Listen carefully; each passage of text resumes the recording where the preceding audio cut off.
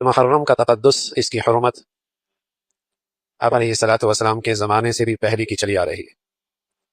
یہودی 10 محرم کو روزہ رکھا کرتے تھے۔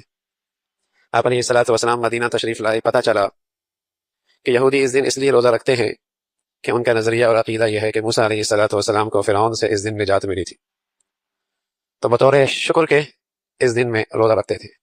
تو پیارے رسول صلی اللہ علیہ وسلم نے فرمایا، حضرت موسیٰ علیہ الصلوۃ والسلام سے محبت کا تعلق ہمیں ان سے زیادہ ہے، ہم بھی روزہ رکھیں گے، لیکن جہاں یہودی رکھ رہے ہمارا روزہ ان سے قدرے مختلف ہوگا، ہم 9 اور 10 کو رکھیں گے یا 10 اور 11 کو، تاکہ عبادت میں بھی ان سے فرق ہو جائے۔ تو اس کی فضیلت، اس کی حرمت پہلے سے چلی آ رہی ہے۔ البتہ آپ علیہ الصلوۃ والسلام نے اس مہینے کے بارے میں 2 ہدایات دی ہیں۔ ایک ہدایت تو یہ دی کہ اس دن روزہ رکھا جائے، نہ رکھا تو گناہ کوئی نہیں، رکھ لیا تو ثواب بہت ہے۔ نہ رکھا تو گناہ کوئی نہیں، رکھ لیا تو ثواب بہت ہے۔ ترغیب یہ ملی کہ 9 10 رکھ لو یا 10 11 رکھ لو۔ اور دوسری ایک حدیث ملتی ہے جس میں آپ علیہ الصلوۃ والسلام نے فرمایا 10 کو اپنے گھر والوں پہ کھانے کی وسعت رکھو۔ یہ 2 ارشادات اس مہینے کے متعلق ملتے ہیں۔